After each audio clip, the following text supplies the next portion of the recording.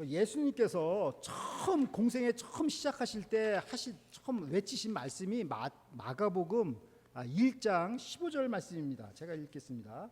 가라사대 때가 찼고 하나님 나라가 가까웠으니 회개하고 복음을 믿으라 하시더라. 그러니까 예수님께서 복음을 전하실 때 그 첫 마디가 참 무엇인가 그게 참 중요하지 않겠어요? 근데 그 첫 마디가 바로 회개하고 복음을 믿어라. 왜냐? 하나님의 나라가 가까이 왔다 이렇게 말씀하시는 겁니다. 그러므로 우리가 회개하는 것과 그 하나님의 나라는 굉장히 밀접한 관계가 있다는 것을 우리가 알 수가 있습니다. 자, 그러면 그 회개라는 거, repent, 이 회개라는 게 무슨 뜻이냐?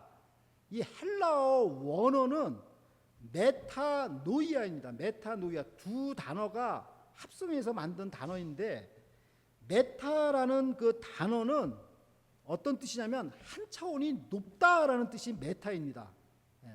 그리고 노이아라는 단어는 마음이라는 뜻입니다. 그러니까는 회개하다라는 것은 한 차원 높은 마음 이것과 지금 연관이 되어 있는 거예요.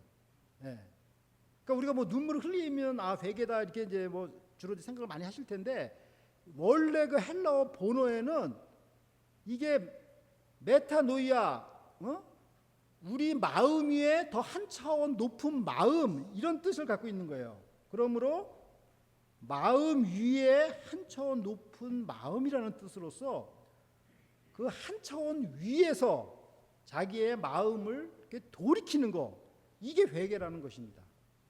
이렇게 할 때 하나님의 나라가 가까워진다. 지금 이렇게 예수님께서 말씀하신 거예요. 그래서 이것을 지금 예수님께서 이제 비유로 말씀하셨는데 누가복음 15장 17절에 보면 탕자의 비유가 나옵니다. 제가 읽겠습니다. 이에 스스로 돌이켜 가로되 내 아버지에게는 양식이 풍족한 품꾼이 얼마나 많은고 나는 여기서 주려 죽는구나.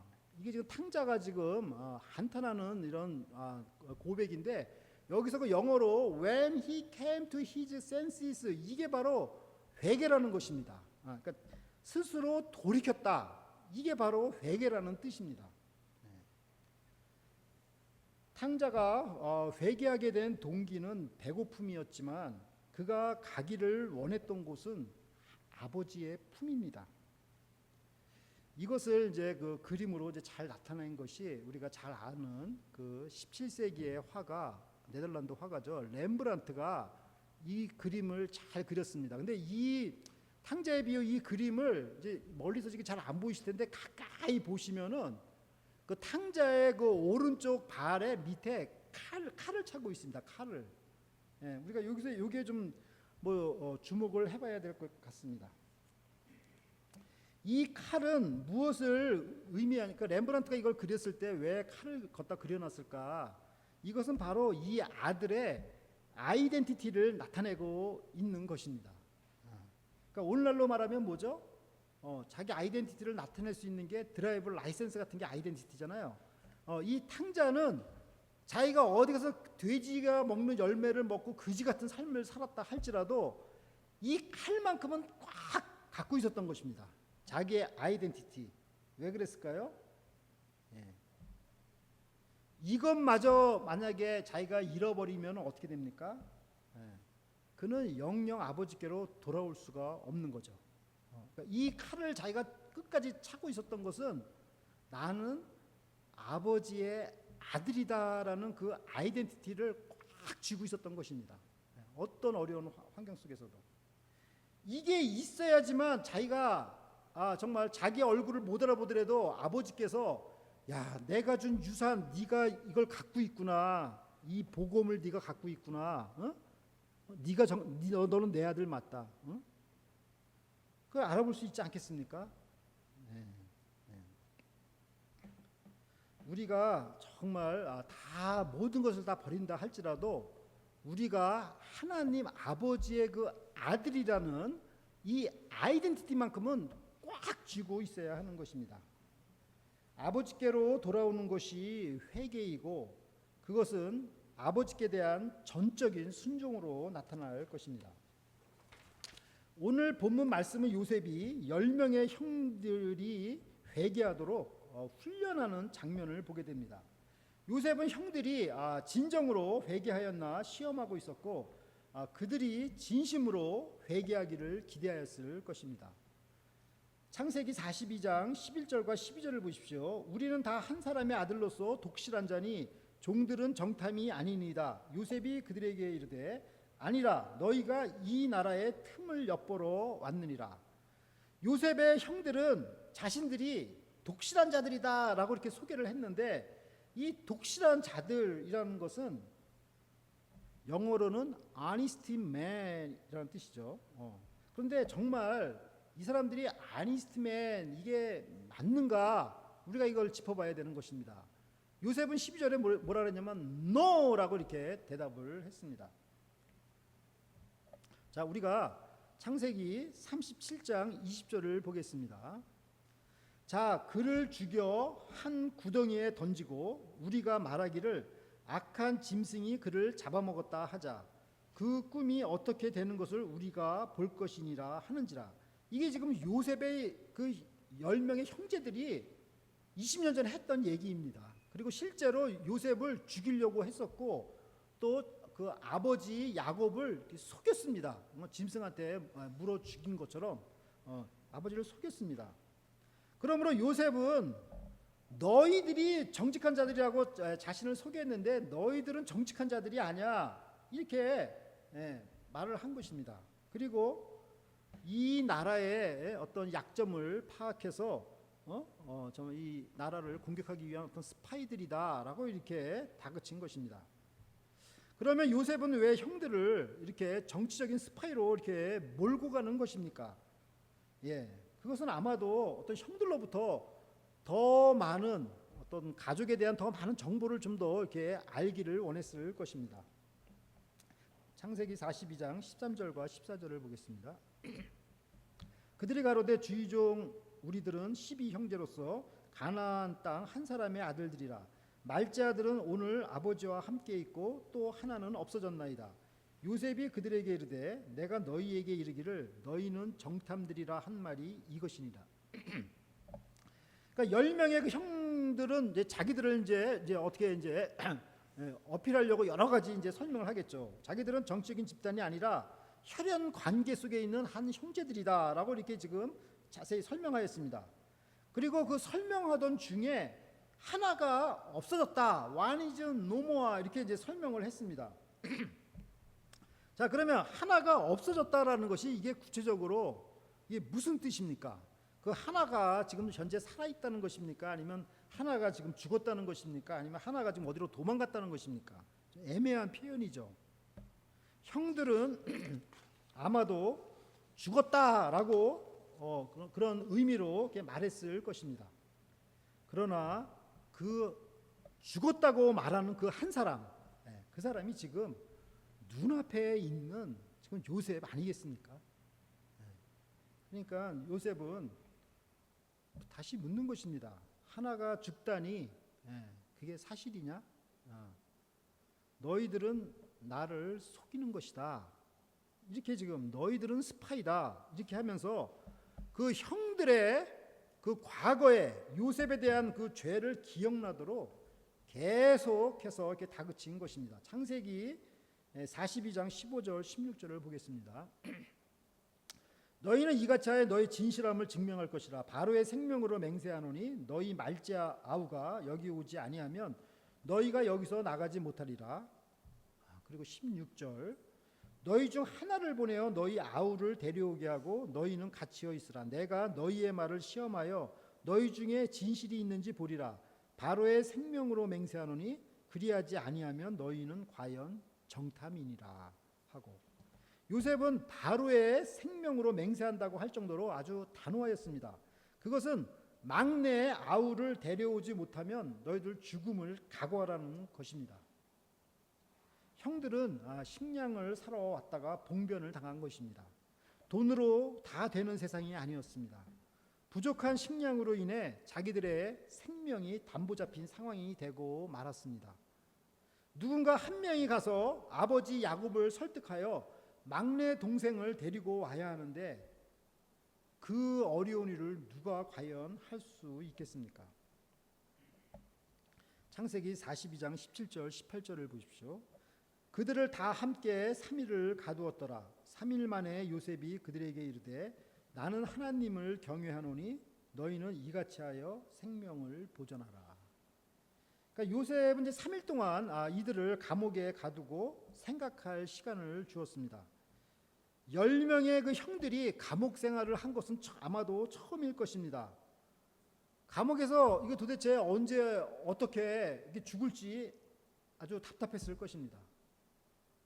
근데 이것과 똑같은 상황이 20년 전에 있지 않았습니까? 이들이 자기들이 그냥 요셉을 그냥 구덩이에다 그냥 던져가지고 거기서 죽게 했던 그것과 장면이 똑같지 않습니까? 아마도 그것을 연상했을 것입니다. 그리고 감옥에서 누가 아버지께로 가서 아버지를 설득하여 막내 동생 베냐민을 데려올 것인가 의논했을 것입니다. 그러나 누구도 나서지 않았을 것입니다. 자, 그런데 갑자기 요셉이 태도를 바꾸더니 충격적인 발언을 하였습니다. 나는 하나님을 경외하는 사람이다라는 것입니다. 애굽 사람 중에 하나님을 경외하는 사람이 있다는 말은 우선 형들의 마음에 안심을 주었을 것입니다. 그리고 요셉은 이들이 생명을 보존할 길을 제시하였습니다. 창세기 42장 19절을 보십시오. 너희가 독실한 자이면 너희 형제 중 한 사람만 그 옥에 갇히게 하고 너희는 곡식을 가지고 가서 너희 집들의 주림을 구하고. 그러니까 요셉이 굉장히 관대하게 이 정책을 베풀었죠. 맨 처음에는 한 명만 9명은 남고 한 명만 가서 막내 동생을 데리고 오라고 했는데 지금은 그렇게 하질 않고 아무도 나서질 않으니까 9명이 가고 한 명만 남게 이렇게 바꾼 겁니다. 그리고 이 9명을 보내면서 그 곡식을 줄이지 않도록 이렇게 보내준 것입니다. 그러니까 굉장히 관대하게 한 거죠. 판 것도 아니고. 하나님의 경외하는 사람의 모습을 이렇게 보여준 것입니다. 아마도 형들은 이러한 요셉의 조치에 마음의 문이 열렸을 것이라 생각됩니다. 창세기 42장 20절을 보십시오. 너희 말째 아우를 내게로 데리고 오라. 그리하면 너희 말이 진실함이 되고 너희가 죽지 아니하리라. 그들이 그대로 하니라. 그래서 말째 아우를 데리고 오면 모든 간첩 혐의가 풀리는 것입니다. 요셉의 이 말에 형들은 순종을 하였습니다. 자, 오늘까지 우리가 본문을 이렇게 살펴봤는데 이 일련의 이 과정 속에서 이 형들의 마음 속에 어떤 변화가 일어났을까요? 이 20절 말고 그 다음 절 21절에 이렇게 나타났습니다. 제가 읽겠습니다. 그들이 서로 말하되 우리가 아우의 일로 인하여 범죄하였도다. 그가 우리에게 애걸할 때에 그 마음의 괴로움을 보고도 듣지 아니하였으므로 이 괴로움이 우리에게 임하도다. 그러니까 20년 전에 그 요셉의 일이 형들의 마음속에 다시 생생하게 떠오른 것입니다. 까마득히 잊고 살았던 일이 되살아난 것입니다. 요셉을 구덩이에 던질 때만 해도 자기들이 이게 죄 짓는 것이다 이걸 전혀 생각을 하지 못했었는데 이제서야 20년이 지나서야 이제서야 그것이 죄라는 사실을 깨닫기 시작한 것입니다. 그리고 요셉이 구덩이에서 형님들 나 좀 살려주세요 하고 이 애걸복걸한 그 간절한 음성이 이들의 마음 속에 또 그 양심 속에서 이렇게 들린 것입니다.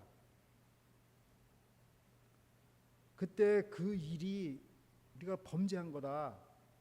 요셉이 울부짖을 때 우리는 그걸 듣지 않았다. 그 죄로 인해 오늘 내가 이렇게 괴로움을 받는다. 이러한 그 양심의 소리를 들은 것입니다. 아까도 말씀드렸듯이 회개란 한 차원 높은 마음 위에서 마음을 돌이키는 것입니다. 이 형제들이 그것을 지금 깨닫게 되고 지금 마음을 이렇게 돌이키기 시작을 한 것입니다. 요셉이 처음에는 무지막지하게 스파이라는 그 누명을 씌워서 생명을 위협하는 엄한 태도를 보였으나 결과적으로 형들이 회개하는 계기가 되었습니다. 요셉이 원했던 것은 형들이 진심으로 정직한 마음을 찾아서 회개하는 일이라 생각됩니다. 우리가 오늘 말씀을 세 가지 키워드로 한번 묵상을 하겠습니다. 첫 번째, abandon, 버리는 죄를 말하고 있고, authority, 훈련, 권위, 훈련이라는 뜻이고, advantage, 유익이라는 뜻입니다. 첫 번째, abandon, 죄. 요셉의 형들은 20년 전에 그 자기들의 그 시기심으로 아니면 뭐 열등감 같은 거로 인해서 요셉을 구덩이에 던져버리는 죄를 범하였습니다. 그러니까 12명의 형제 중에 그 시기심으로 인해서 한 명을 그냥 없애버린 것입니다. 예. 그래서 요셉은 이제는 한 명을 여기에 그 애굽의 감옥의 인질로 남게 하고 나머지 9명을 아버지께로 이렇게 보내면서 또 이 9명이 이 감옥에 남아있는 한 명을 또 버릴 것인지 또 테스트를 하는 것입니다.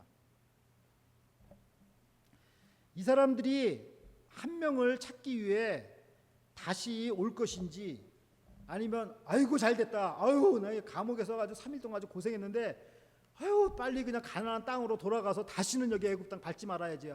나머지 한 명 갇혀 있는 사람 뭐 죽든지 말지 내 알 바 아니야. 이럴 것인지 이 형제들은 선택을 해야 되겠죠. 네. 만약에 이 애굽의 감옥에 남아 있는 한 사람마저 헌신짝 버리듯이 버린다면 이들에게는 정말 희망이 없을 것입니다. 그러므로 우리가 살아갈 때 나만 살면 된다라는 이런 생각은 정말 위험한 생각입니다. 우리가 나 말고 다른 한 명의 이 생명 이게 귀하다는 것을 우리가 알아야 되는 것입니다. 그리고 그 다른 한 명의 생명을 구하는 일에 우리가 관심을 갖고 우리가 정말 남은 인생을 쓰임받기를 기도합니다. 근데 아멘 소리가 없으신데 하여튼 아멘인 줄 믿습니다. 예, 우리가 이웃 한 명을 정말 우리가 버리지 말고 어벤던하지 말고 우리가 한 명을 찾읍시다. 무수히 많을 거라고 저는 생각됩니다. 아무튼 뭐 저부터 솔선수범해야 되겠죠. 예. 자, 그다음 두 번째 얼소리티입니다. 훈련. 예, 요셉은 힘이 있었습니다. 그리고 권위가 있었습니다. 그 이유가 뭡니까? 애굽의 그 곡식 창고가 그냥 빡빡하게 그냥 채워져 있었기 때문입니다. 근데 요셉의 형제들은 힘이 하나도 없어요. 니들 스파이지 하면 그냥 아유 나 스파이구나. 스파이도 아닌데 그냥 아유 스파이로 그냥 완전히 그냥 뭐 개죽음 당할 그런 상황이 있는 거잖아요.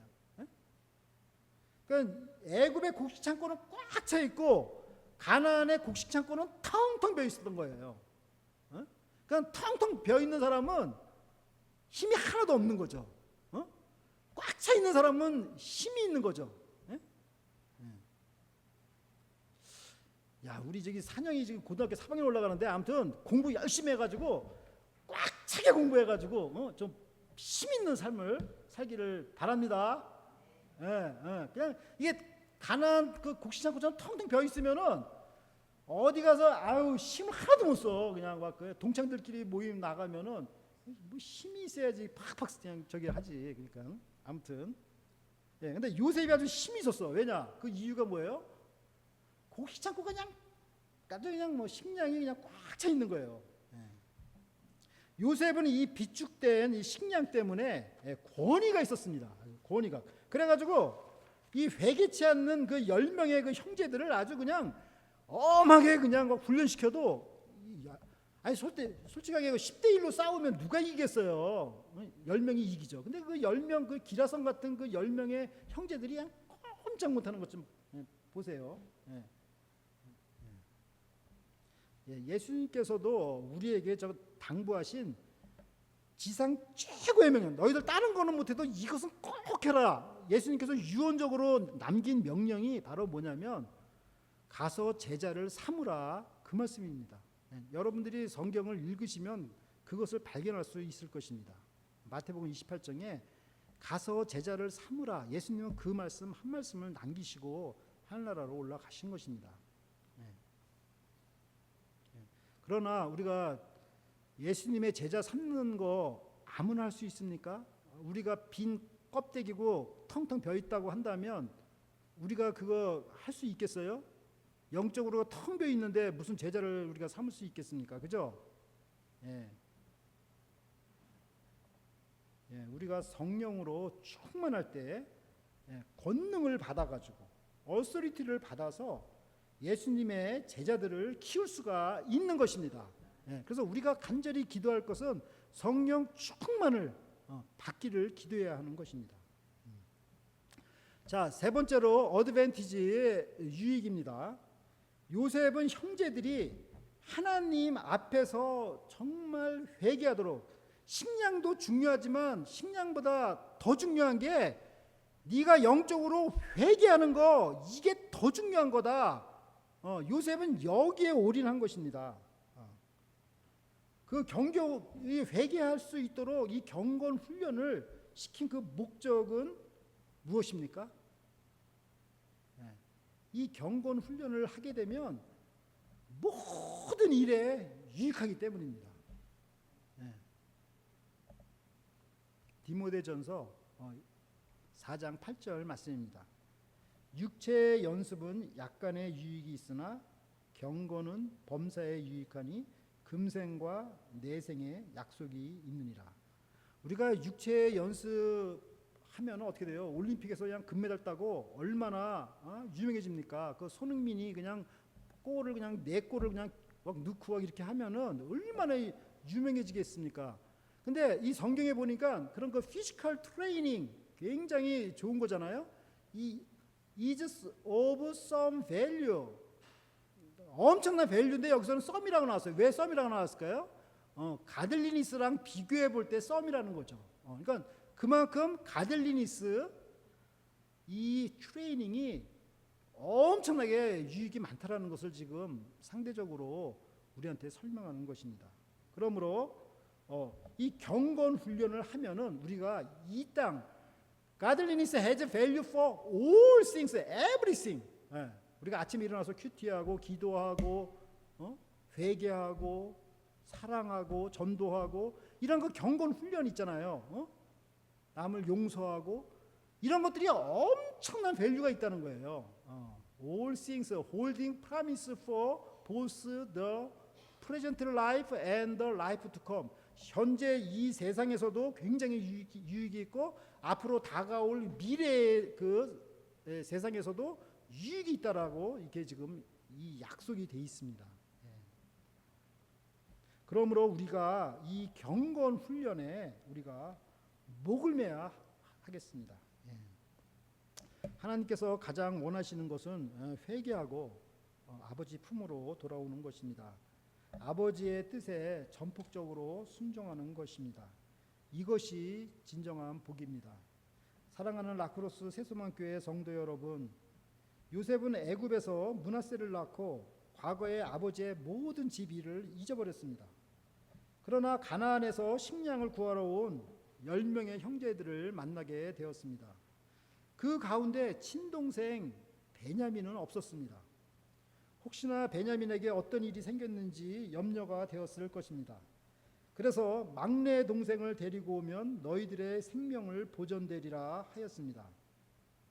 예전에 형님들이 자기에게 한 것처럼 또 형제를 헌신짝 버리듯이 버린다면 이들은 구원받지 못할 것입니다.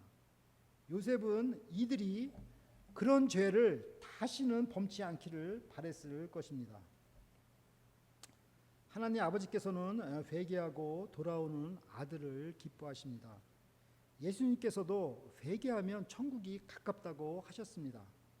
우리가 과거의 잘못된 마음을 돌이키고 회개에 합당한 열매를 맺어 나가시는 우리 성도 여러분들이 되시기를 간절히 기도드립니다. 다 함께 기도드리겠습니다. 하나님 아버지, 회개하라 천국이 가까웠다 외치신 주님의 말씀처럼 회개할 때 하나님의 나라가 임하는 줄 믿습니다. 오늘도 회개하는 마음을 저희에게 주시고 하나님의 나라를 체험하는 삶을 살게 하여 주시옵소서. 저희 교회에 회개의 바람이 불게 하셔서 하나님의 나라가 충만하게 임하게 하여 주시옵소서. 어떤 절망적인 순간에서도 저희가 하나님의 아버지의 자녀됨이라는 것을 잃지 않게 하여 주시고 저희를 성령으로 충만케 하사 예수 그리스도 제자 삼는 일에 귀하게 쓰임받게 하여 주시옵소서. 감사드리며 예수님의 이름으로 기도드립니다. 아멘.